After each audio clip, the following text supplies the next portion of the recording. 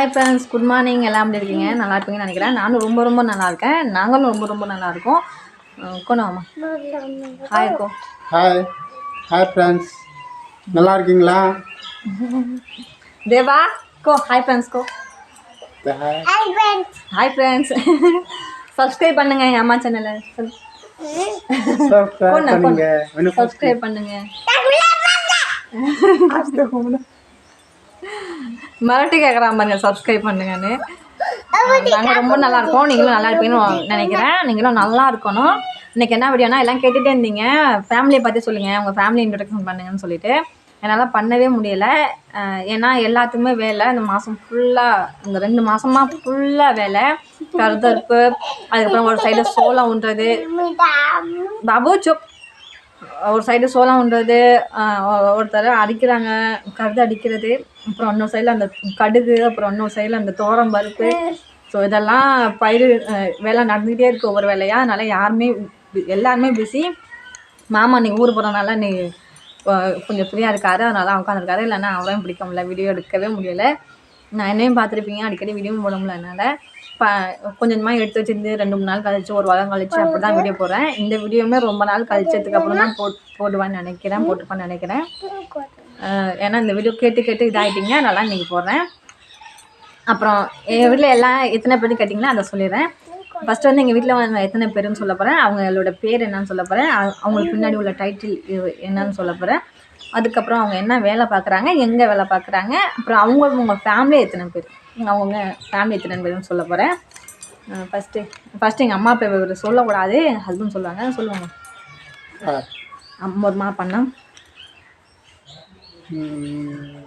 నా అప్ప పేరు పవన్ కుమార్ సింగ్, నా అమ్మ పేరు కమలాదేవి, నా పేరు రాజేందర్ కుమార్ సింగ్.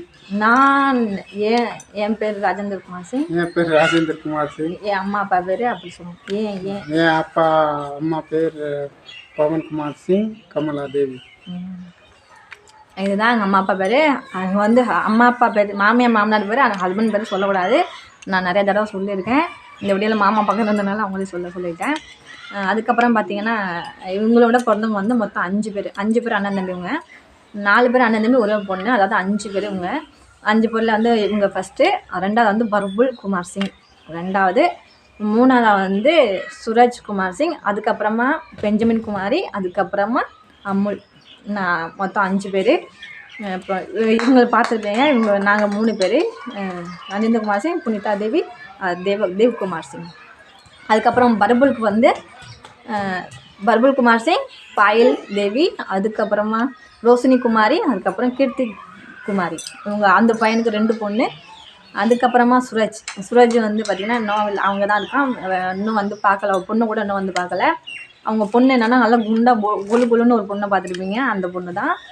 அந்த பொண்ணு அவங்க ஒய்ஃப் பேர் வந்து பார்த்திங்கன்னா சுரஜ்குமார் சிங், அதுக்கப்புறமா சோமா தேவி, அதுக்கப்புறமா பாரு குமாரி. அவங்க ஃபேமிலி. அதுக்கப்புறம் பார்த்திங்கன்னா பெஞ்சமினுக்கும் மேரேஜ் ஆச்சு, ப்ரெக்னெண்ட்டாக இருக்கா. அவங்க ஹஸ்பண்ட் பேர் வந்து அருண். அவங்களோட டைட்டில் என்ன?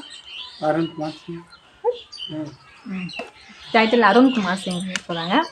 அதுக்கப்புறம் பார்த்திங்கன்னா கடைக்குட்டி இன்னும் கல்யாணம் ஆகாமல் கிடக்கு, மேரேஜ் பண்ணலை. சின்ன பையனில் இன்னும் மேரேஜ் ஆகலை. அவன் இன்னும் 2-3 வருஷம் கழிச்சு தான் கல்யாணம் பண்ணலான்னு சொல்லியிருக்கான்.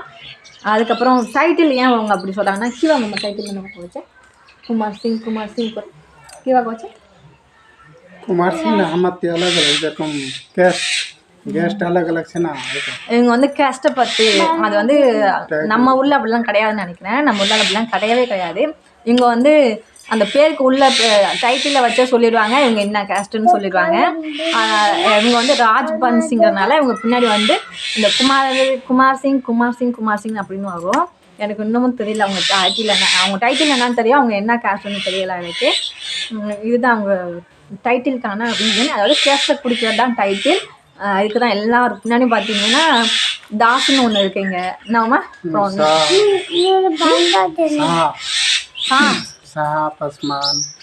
பாஸ்மான், அப்புறம் தாஸ்ன்னு, அப்புறம் பின்னாடி என்னென்னமோ பேரெல்லாம் வச்சுருக்காங்க. நோனியா இந்த மாதிரி 4-5 பேர் நான் கேள்விப்பட்டிருக்கேன், பார்த்துருக்கேன். இதெல்லாம் அவங்களோட கேஸ்ட்டை பற்றி குறிக்கிறதுனால தமிழ்நாடு எவ்வளோ பெட்டர்னு நினைக்கிறேன் இந்த விஷயத்தில். நம்ம ஊரில் கேஸ்ட்டை பற்றி முன்னாடி காமிக்கலை, இந்த கேஸ்ட்டு பின்னாடி காமிச்சிருக்காங்க.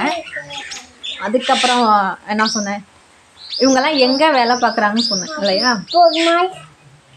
எங்கே வேலை பார்க்குறாங்கன்னா நம்ம சின்ன சிங்கப்பூரில் தான் வேலை பார்க்குறாங்க. ஏன்னா அங்கேருந்து வரக்குள்ளே செண்டு பாட்டிலு, சாக்லேட்டு, சோப்பு எல்லாம் வாங்கிட்டு வராங்க. ஒரு பானிலேருந்து எப்படி கிளம்பி வரக்குள்ளே வருவாங்களோ அதே மாதிரி தான் வருவாங்க. அங்கே எவ்வளோ கஷ்டப்பட்டாலும் வரக்குள்ளே அவ்வளோ டீசெண்டாக அவ்வளோ அழகாக வருவாங்க. அந்த சின்ன சிங்கப்பூர்னு சொன்னால் நம்ம தமிழ்நாடு தான். நம்ம தமிழ்நாட்டில் தான் எல்லாருமே ஒர்க் பண்ணுறாங்க. இங்கே உள்ளவங்க 3/4 பேர் அங்கே தான் ஒர்க் பண்ணுறாங்க. யாருமே இங்கே மற்ற எதுக்கு போய் நான் பார்க்கல, இங்கே வேலை பார்த்தும் பார்க்கல. இங்கே வேலை இல்லை ஃபஸ்ட்டு. என்னம்மா இங்கே வேலை தான் कितने काम होते हैं एक दिन का? 400-500 इतनी नाडू काम 300-200. இங்கே வயலுக்கு வேலையை போனோன்னா 200-300 அப்படி கிடைக்கும். மற்றபடி இந்த மூட்டை தூக்கெல்லாம் நாம குடோன்லலாம் வேலை இருக்குது, மூட்டை தூக்கிற வேலை. அங்கே வந்து 500. அதுக்கப்புறம் வீட்டு அங்கே உள்ள மாதிரி எங்கேயும் வீட்டு வேலைலாம் இருக்குது, வீட்டு கட்டுற வேலைலாம் இருக்குது. அங்கெல்லாம் வந்து 400, 450, 500 அது அப்படி தான் இருக்கும். நீங்கள் சொல்லலாம் இவங்க இங்கேருந்து வேலைக்கு போகலாமே, அப்படி இருக்கு அவங்க அங்கே போய் வேலை பார்க்குறாங்க. இங்கேருந்து வேலைக்கு போனாலும் அதை வச்சுட்டு அவங்களுக்கு சாப்பிட தான் கரெக்டாக இருக்கும். என்னம்மா வீட்டில் உட்காந்து சாப்பிட தான் கரெக்டாக இருக்கும். அந்த நாள் அப்படியே முடிஞ்சிடும். அதை சேஃப்டி பண்ணணும்னு நினச்சா சத்தியமாக முடியாது. அதுக்கு தான் அவங்க அங்கே போகிறாங்க. அங்கே போய் இப்படி போய் வேலை பார்க்குறாங்க. அப்புறம் நான் சொல்லியிருக்கேன், என்னோடய சுரஜ்னு சொல்லி எங்கள் சுரஜ் இருக்கான்ல, அவனுக்கு டெலிவரி டைமத்தில் போனவன் தான் இன்னும் வரையும் வரல. வந்து அவன் பொண்ணை இன்னும் பார்க்கல. 1 வயசு ஆக போகுது. இது வரைக்கும் அவங்க வேலைக்கு போனால் அவங்க பசங்களை வந்து கொஞ்சம் படிக்க வைக்கிறாங்க. நாம பொருவா காமித்தானே படிக்க வைக்கிறாங்க. கொஞ்சம் கொஞ்சம் இடம் வாங்கிக்கிறாங்க. இடம்னா வயல் அடகு பிடிக்கிறது, பிள்ளைங்கள மாதிரி மாமா வெளில போனாங்கன்னா அந்த காசை வச்சு வயலெல்லாம் அடகு பிடிக்கிறது, அதை வச்சு சாப்பிட்டுக்கிறது, அந்த மாதிரி தான். அதை வச்சு ஸ்கூல் ஃபீஸ் கட்டுறாங்க. ஸ்கூல் ஃபீஸ்னால் அந்த டியூஷன் ஃபீஸ் எல்லாம் இருக்குல்ல, அந்த மாதிரி கட்டுறாங்க. அதுக்கப்புறம் சாப்பாடு செலவுக்கு இந்த மாதிரி சின்ன சின்ன செலவுக்கு ஆகுது. அதனால தான் அவங்க அங்கே போகிறாங்க. அதனால் அவங்களுக்கு அதான் சிங்கப்பூர். நம்ம ஊரை பற்றி அவங்களுக்கு அவ்வளோ பெருமையாக, இங்கே வந்து அவ்வளோ பெருமையாக சொல்லுவாங்க. அங்கே ஜனங்கள்லாம் ரொம்ப நல்லவங்க அப்படிம்பாங்க. நம்ம தமிழ் மக்கள்லாம் ரொம்ப நல்லவங்களாம், அப்படி கவனிப்பாங்களாம் அவங்கள. அதில் வந்து பெருமையாக சொல்ல எனக்கு அவ்வளோ சந்தோஷமாக இருக்கும். நம்ம தமிழ்நாட்டை பற்றி இவ்வளோ பெருமையாக சொல்கிறாங்களே அப்படின்னு. அதுக்கப்புறம் அவங்க உள்ள மக்கள் மட்டும் கிடையாது, அவங்க உள்ள இடமும் சூப்பராக இருக்கும், பெரிய பெரிய பில்டிங்காக இருக்கும் அப்படிம்பாங்க. ஏன்னா இந்த ஊரில் எங்கெல்லாம் அதிகமாக பார்த்தது கிடையாது. இங்கே உள்ளவங்க யாருமே அந்த மாதிரி இதெல்லாம் பெண்களுக்கு சொல்கிறேன், பசங்களாம் பார்த்துருக்கலாம், ஏன்னா அவங்க வந்திருக்காங்களா அதனால பார்த்துருக்கலாம்.